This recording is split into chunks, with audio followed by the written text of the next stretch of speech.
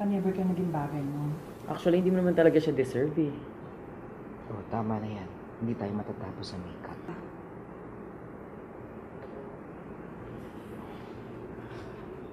Okay ako.